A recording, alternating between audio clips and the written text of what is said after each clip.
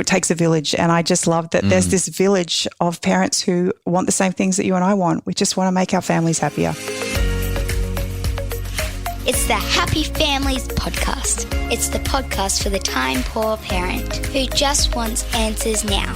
Hello, this is Dr. Justin Coulson, the author of 6 books about raising happy families. I'm here with my wife, Kylie, Mrs. Happy Families, the mum to our 6 daughters. And, well, you're smiling right now, but this is a conversation that I raised the suggestion. I said we should talk about this on the podcast, and you looked at me with concern in your eyes. This has been a really tough year. We've made some personal decisions, and as a result, which we won't go into those decisions, but as a result, there's no simple, polite way to say it. Your monthly cycle has turned our happy family into something that hasn't always been happy. Not throwing you under the bus. Sorry, I know I cut you off before you even got to talk. Not throwing you under the bus, but is that fair? It's only a couple of days a month. Come on, give me So what you're saying is that's fair. Have some slack. So it's been really hard. It has been very hard. And after the last cycle, I just said to Kylie, we've got to talk about this because we're not the only family going through this.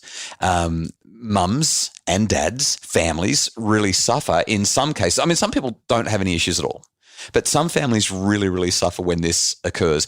And one more insight, I guess, is that when I was writing my book about teenage girls, Misconnection, I did ask a very gentle question to find out if this was an issue for teenage girls. Most of them ignored the question. They didn't want to talk about it, but a couple of girls actually were open. And what they essentially said was, it's a really big deal. It's really scary the first time. It's scary when you have to start using sanitary items. And dads, this was a really big eye-opener for me. I mean, I'm in a house of 7 women, right? And I've never realized how big of a deal this is. But and I haven't joked about this, but the girls pretty much said, dads, don't joke about it. Don't say, oh, it must be that time of the month. They said, we're actually really sensitive to it and it doesn't make us feel good. So today we're talking about how hormones might sometimes make our families unhappy, might make things a little bit crazy. Well, it's interesting. I was catching up with some friends the other weekend, and the husband actually came to me and said, have you had any experience with premenopausal women? And it was a bit of a leading question, wasn't it? I wasn't there, but I can imagine that the conversation has suddenly gone very quiet, like, ooh. And I said, interesting question.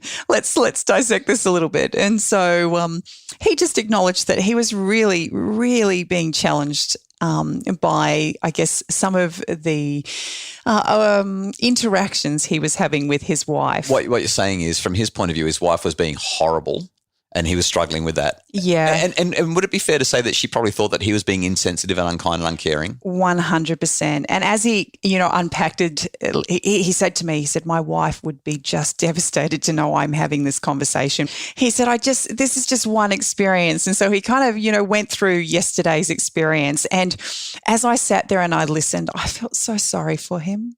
And yet I completely knew where she was, and I could see both sides of the equation. And I thought you were going to say you were feeling really sorry for me because you know that I go through this as well. Oh, well, look, I did mention to him that while I understood where he was and recognized that he was in this tough place, because it didn't actually matter what he did in this situation, he was going to be in the bad books. It's like so.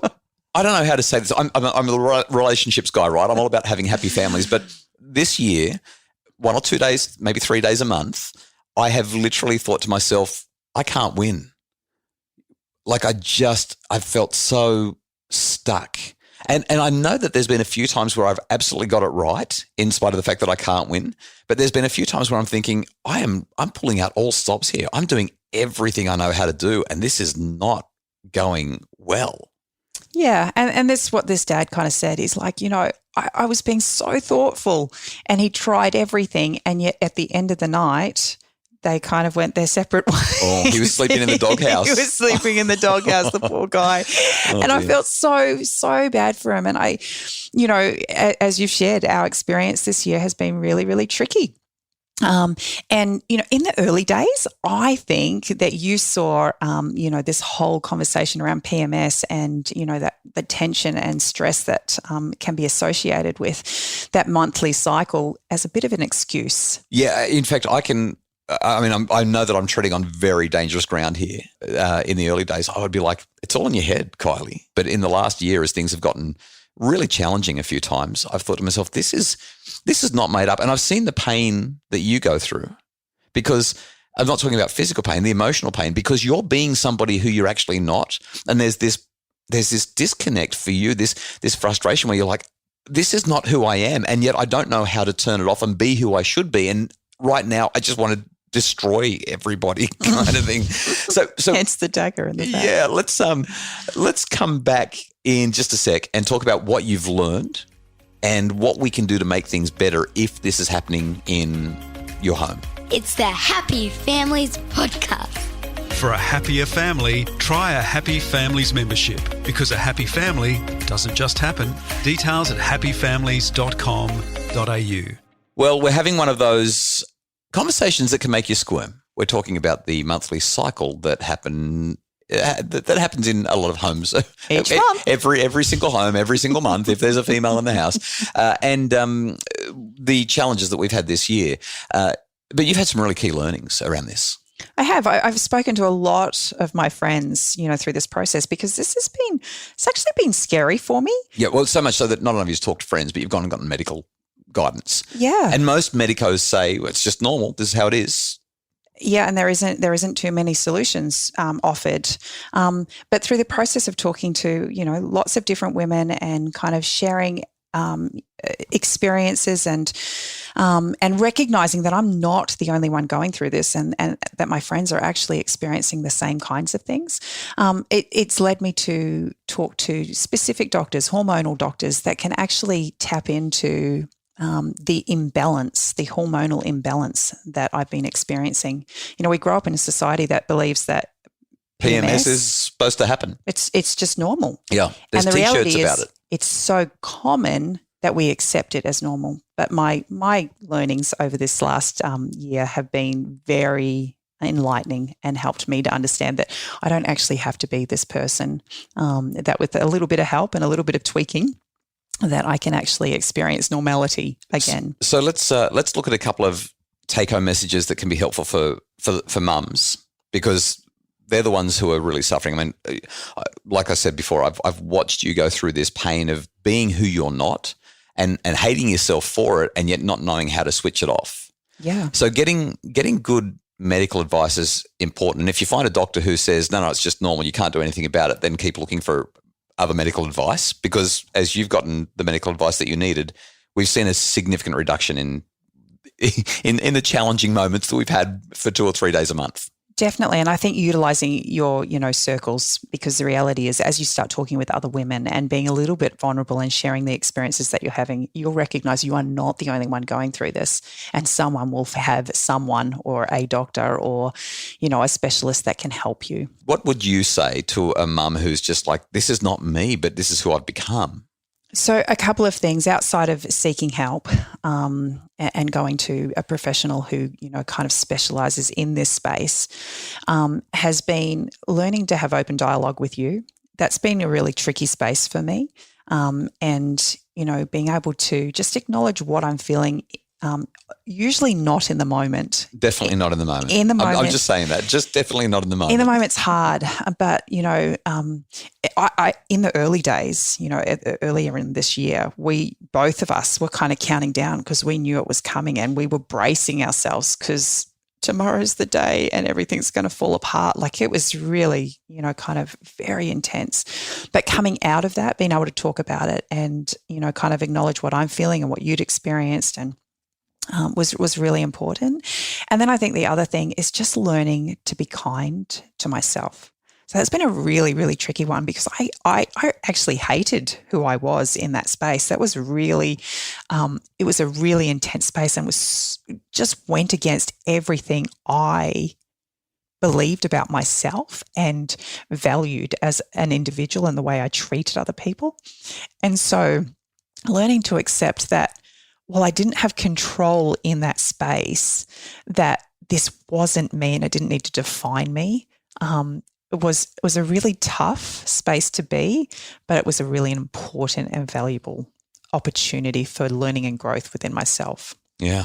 I'm really glad you shared that. So I reckon there's only one thing that I want to talk about in terms of, for the dads. We had one of those conversations where you opened up a little bit and I saw your humanity again. I realized that you weren't the monster. You were actually a human. You were the woman that I loved. And there was something that twigged inside me and I was like, Kylie doesn't want this either. It's happening. She's trying to fight it. She's losing. But it's not what she wants. It's just something that, and as a guy, I'm like, I don't get it. I don't know that I'm very often beyond my own control. Maybe if I'm breathtakingly angry once a year or something, I'm that, that crazy. But it doesn't compute for me. But trying to stand in your shoes, trying to see the world through your eyes, Kylie doesn't need me to judge her. Kylie doesn't need me to tell her to get over it. Kylie doesn't need me to do anything except, and this was the game changer. And I'm hoping you'll agree. Literally say, this is really hard for you. What can I do to help? And sometimes you would growl at me and I would say, well, what can I do to not make it worse? And it seems like that focus on what can I do to not make it worse and how can I help? Or not even asking you how I could help, but just using my own brain and not asking you to carry the cognitive load of the family. That seems to have moved the needle in a pretty meaningful way. Yeah, I think the turning point for me, and again, just in how we both dealt with it in the same time, was just you literally gave up a day. I was a mess, and you just gave up a day, and I didn't want to talk. I didn't want to touch. I didn't want anything, but you just were in my space, and you sat in the bed next to me, and you read a book, and I read a book, and I just was so grateful that you just gave me, it's not even about permission, you just accepted me. I think is it. You accepted me in that space and I was enough in that space. And that was such a healing moment for me because I had just been in such a dark space of, and so confused about who I was and what I was becoming in that moment.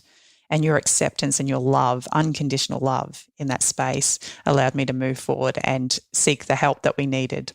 Well, I'm so glad that you said that, but this is not really about me. This is about you and about helping mums and dads who are experiencing this in their own homes. We would love your feedback. Podcasts, that's podcasts with an S, podcasts at happyfamilies.com.au. Let us know what you think, whether or not this has been helpful. We'd love to hear your feedback. We would also love it if you could jump onto Apple Podcasts and leave us a rating and review and tell us how you're enjoying the podcast. Let everyone else know how this podcast can help make their families happier. We so much appreciate those ratings and reviews that are coming through. We'll share our review of the week tomorrow. Our executive producer for the podcast is Craig Bruce. The podcast is produced by Justin Rulon from Bridge Media. And if you'd like more information about how we can help make your family happier, or at least get you through those troubling 2 or 3 days a month, check us out at happyfamilies.com.au.